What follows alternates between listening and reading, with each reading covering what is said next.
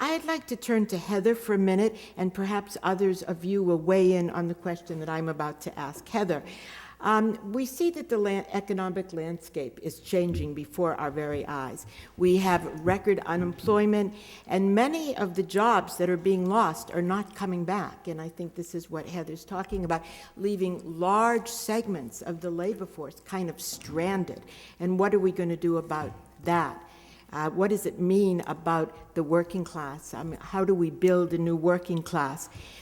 At the same time, we're seeing that women are on the verge of becoming the majority of the labor force. And, we know about occupational segregation and where women frequently fit in. We 68% of minimum wage jobs, for example.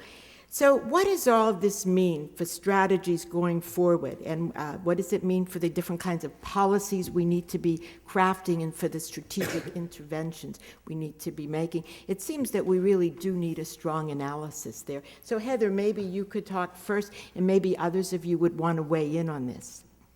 That is a very big question, Linda. So you can just take a piece of it. Just take a piece. Okay, yeah, because that's a lot. That's a lot to cover. A couple of things. I think that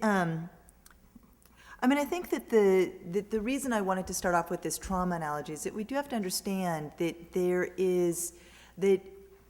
that this unemployment is affecting people in ways that maybe we all may not be able to imagine. I live in Washington, D.C. I can see how it's affecting my own community. My husband lives in the Midwest, and when we go out to visit him, you can see clearly just how differently it's affecting those communities. And so sort of bearing that in mind, that it's a country of 300 million people, and nearly over 14 million of them right now don't have jobs, kind of understanding how that's playing out, and that for many of the men's jobs that we've lost, they're simply never coming back, right? We have abandoned a commitment to manufacturing here in this country, and 28% of the jobs that have been lost so far have been lost in manufacturing. Another 20% have been lost in construction. Many of those will come back eventually, but we just ended the most sort of gluttonous boom in both residential and commercial construction ever, and so we've got a lot of places to fill before we're going to get those people back to work. So as we're thinking about this, I think that, so two strands of thought. One is that we need to be focused on how it is we're going to create an economy that's going to create jobs in the future, not just for people at the high end, but for workers who don't have college degrees.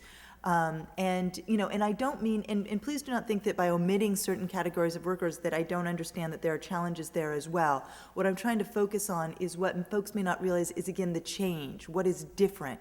We do know that women continue to make 78 cents on the dollar. We do know that workers of color still continue to have higher unemployment rates than white workers. And that, for all of these groups, but we do need to make sure that we refocus our attention on, dare I say, and I haven't found somebody did give me a better term for this, but I've forgotten it in my sort of lefty brain land. But we do need to think about an industrial policy. And this is where the administration does give me some nascent glimmers of hope, which is in the energy agenda. If we can pass a cap and trade that has an actual cap, like many of us are focused on the trade aspect. We don't want businesses to just be given these things for free, and we want to get that tax revenue. Certainly important. I certainly wouldn't want to give it up. But at the end of the day, the labor component, the getting the good jobs component piece is about the cap. Do we create a cap that actually creates an industry that will be a new energy industry? So in terms of the policy priorities, I think that is very important to focus on. But the other sort of comment I wanted to make on this that is a little bit more big picture is that when we look at what's happening right now with the economic crisis, one clear lesson to be learned is that decades of economic mismanagement and rising inequality and allowing folks at the top to create nothing and keep all of the profits that our economy produces is not a strategy for strong, long-term, sustained economic growth. So whatever we do now, we need to make sure that we work very diligently to reverse that long-term inequality in terms of wages, and make sure that there are jobs for the 75% of the workforce that does not have a college degree, and that needs jobs that provide good benefits and wages, and all of that, not just for those people at the top who created nothing of actual value. So those would be a few of my thoughts on that. Right. I didn't talk about the women, sorry, I didn't Well, get there. the other question that I would ask both you and Irasima, and maybe Lisa would even want to weigh in on this a little bit, is what kind of policies do we need to support working families? Because, I mean, of course, increasingly, women and men are very important in the labor force. We know that women frequently occupy jobs at the bottom end, and they need a lot of support. As you know, we heard Ellie say, more than half of the women in the labor force don't have a single paid sick day. What does that mean? Well, let me take just a moment and then go over to you guys. I mean, certainly Ellie also mentioned that today there was a hearing, finally hearing in the House on the Healthy Families Act, which would provide 7 days of paid sick days to nearly every worker, not everyone, because it still excludes workers in the very smallest companies.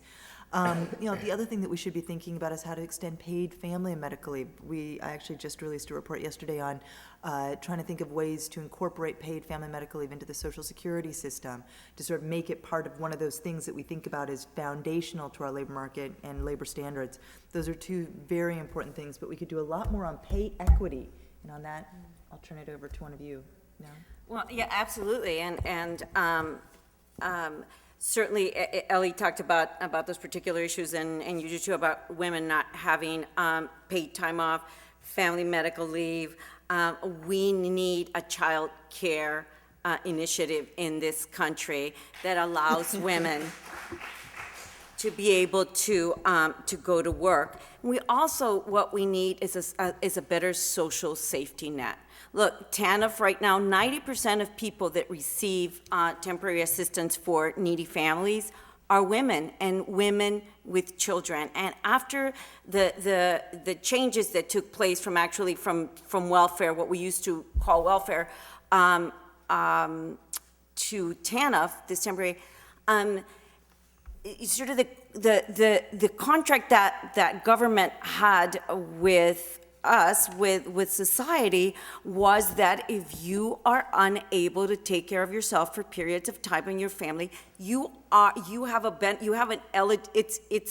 a benefit, rather than what is now. It's a very temporary assistance that leaves many people in a difficult situation, particularly women. So I think that we have an opportunity right now with the reauthorization of TANF in September to try to address these issues, and that if we are really going to talk about welfare to work, let's really talk about work and better training opportunities for women, rather than this sort of make-believe minimum wage, low-wage jobs that we push these women that have been on getting benefits, and that they cannot take care of their families, and they have to, choose between going to work to try to keep some of these benefits and leaving their kids alone. So I think that it's just, there's a broad umbrella of possibilities. And the other thing I just want to say is that I think wages in this country also have to be,